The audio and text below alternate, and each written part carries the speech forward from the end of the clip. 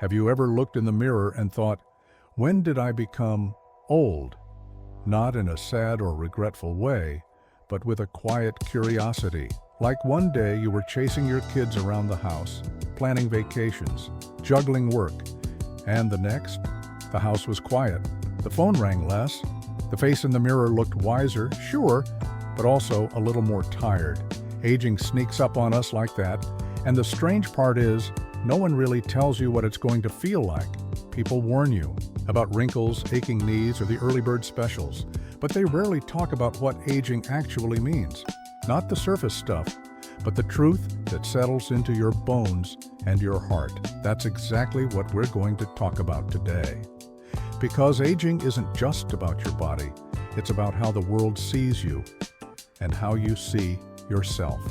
It's about relationships that shift, dreams that change, and the quiet moments that suddenly matter more than you ever imagined.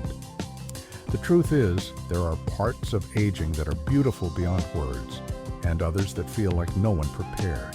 Us four. So let's pull back the curtain.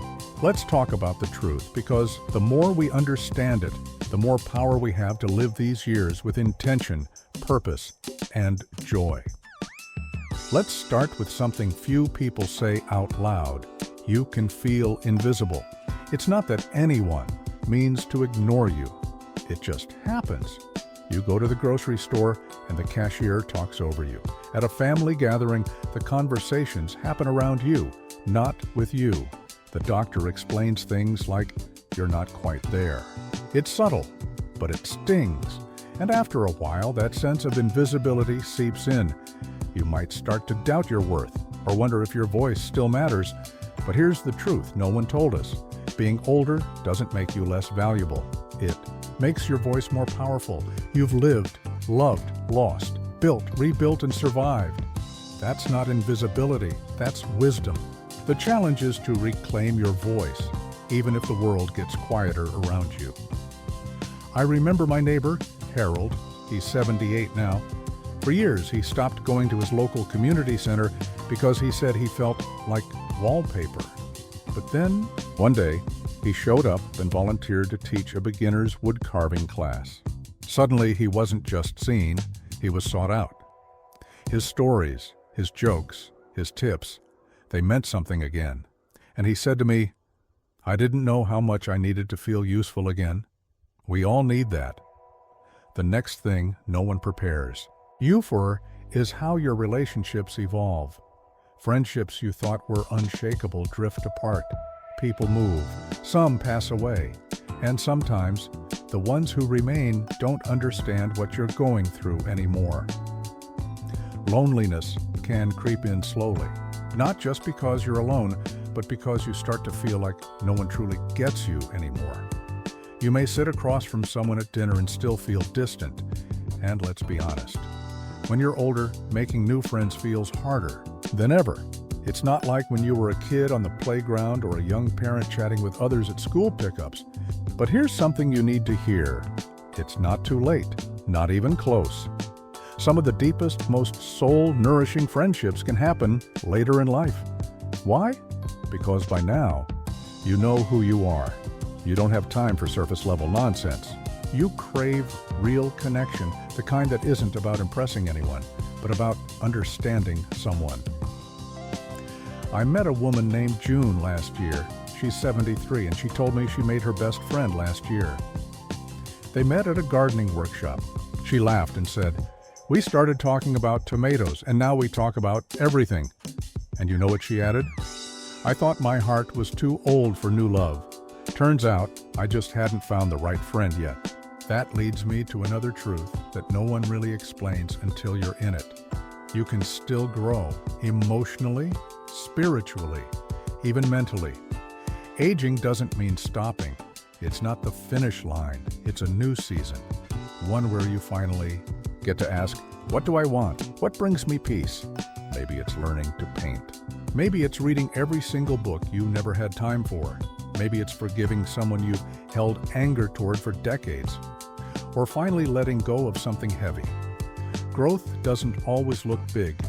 Sometimes it's quiet, like finally sleeping through the night without regret, or making a new recipe and smiling because it turned out great. You're not done, not by a long shot. Don't let the world or your inner critic tell you otherwise. There's still laughter in you, and dance, and stories, and change.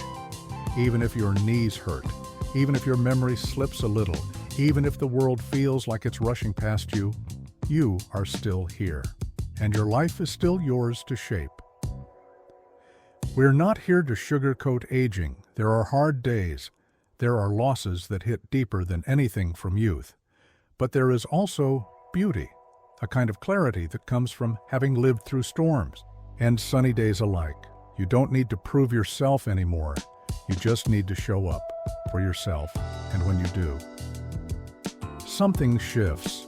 The world doesn't seem so cold. The days feel a little fuller. You begin to notice small joys again. The smell of coffee, the warmth of a dog curled by your feet, the sound of wind in the trees. These aren't little things. These are everything. You know, there's a funny thing about slowing down. When you're younger, everything feels urgent. You've got appointments, deadlines, errands, kids to raise, goals to chase. But as you get older, that rush begins to fade. And at first, that silence can feel unsettling. You might wonder, what am I supposed to do now? Or even, do I still matter if I'm not constantly doing something?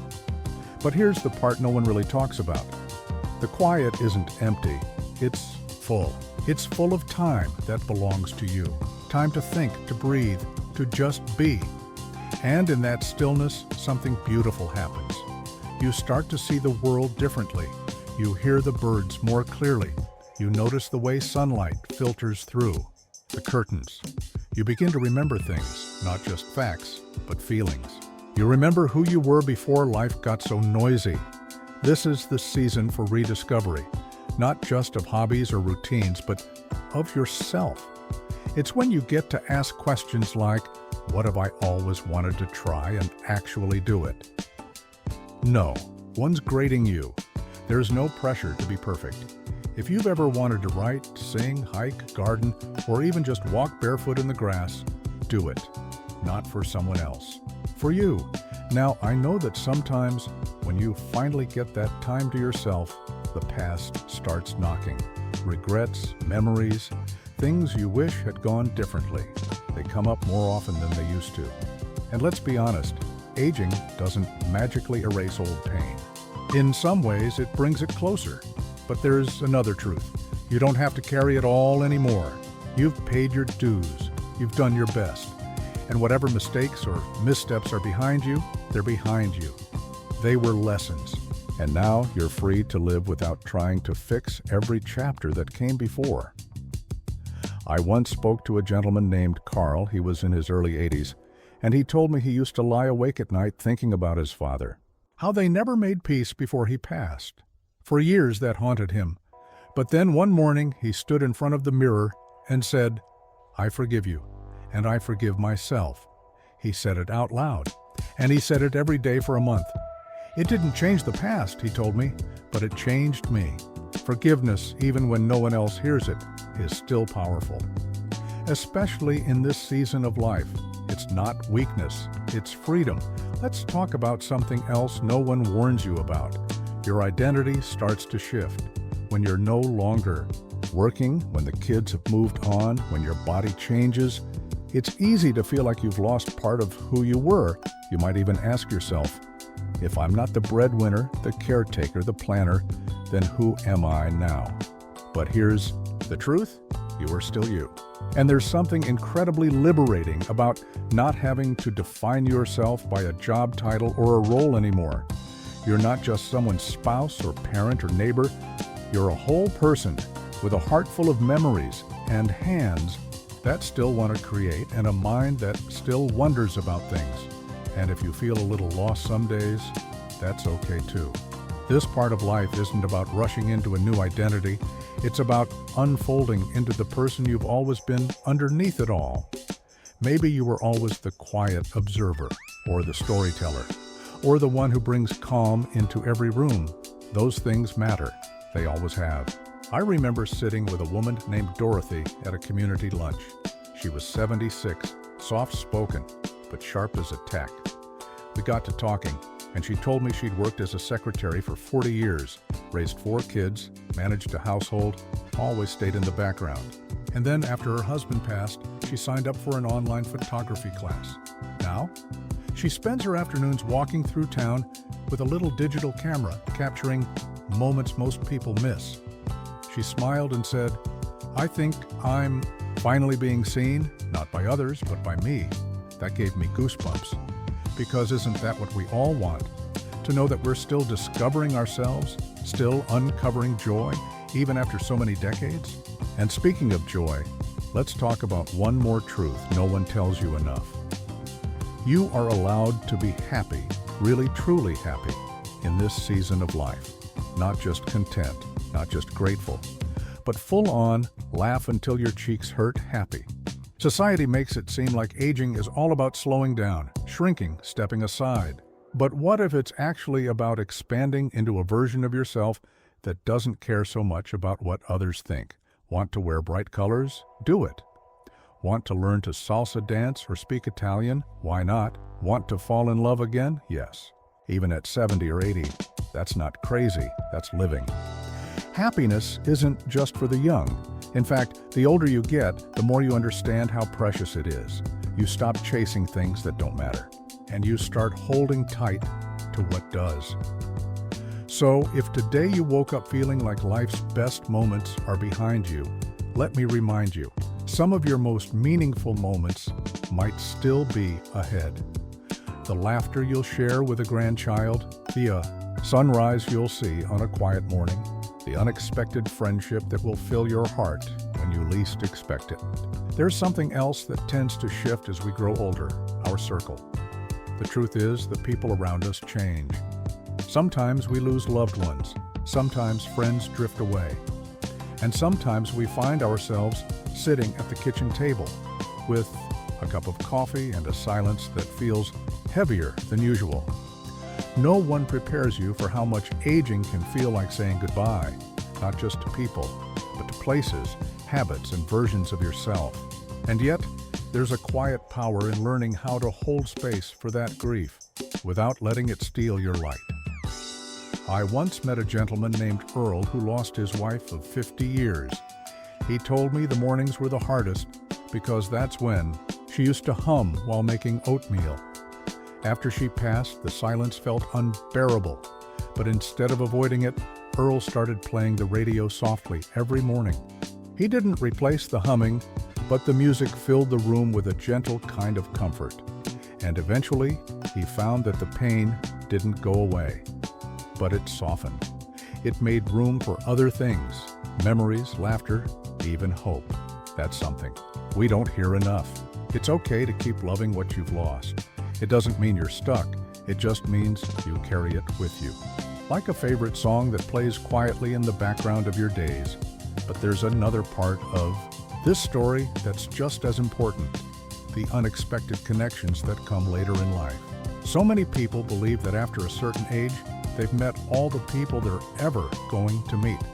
But I can tell you, some of the deepest, most meaningful friendships can bloom when you least expect them. There's something beautiful about connecting with people who've lived, who've been through things, who don't feel the need to impress or pretend.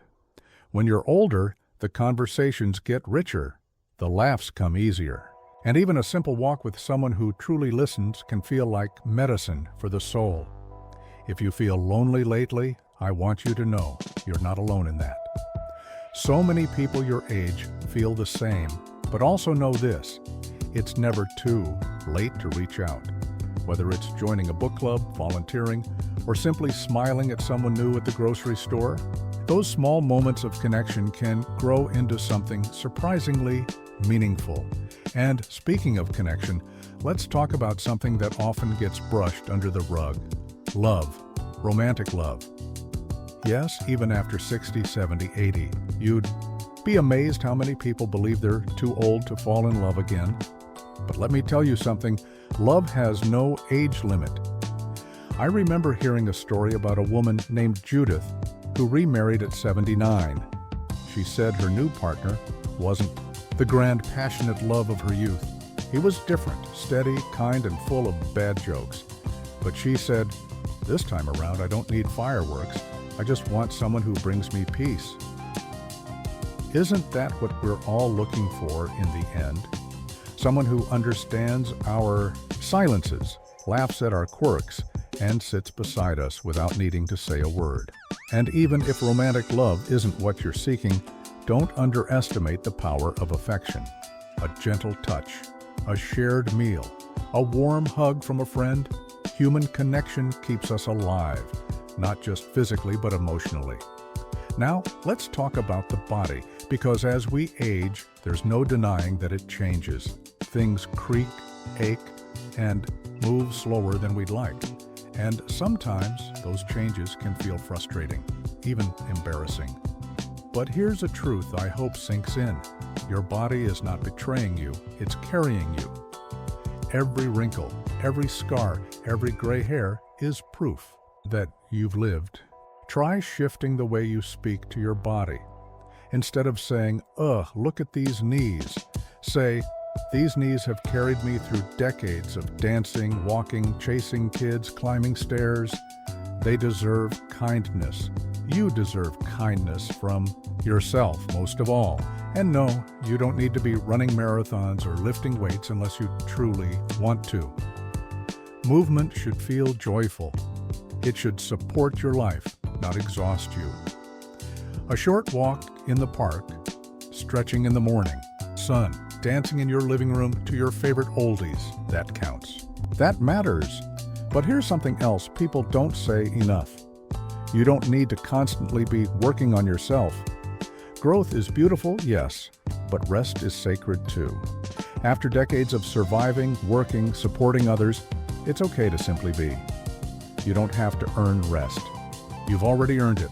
That said, if there's something you've always wanted to learn or try, this is your time. Not because you need to be productive, but because your curiosity is still alive. Whether it's painting, learning a language, growing herbs, or just figuring out how to use that darn smartphone better, your brain is still growing. It wants to be engaged, fed, loved, and no, you're not bad with technology. You just didn't grow up with it. Be patient with yourself. Ask questions. Let your grandkids teach you. You'd be surprised how many young people love having that chance to turn the tables and be the teacher for once. It connects generations in the most beautiful way. Before we close today, I want you to take a deep breath. In, hold it. And now let it go slowly. That breath, that moment, that's yours. You're here, you're alive. And that, my friend, is a miracle.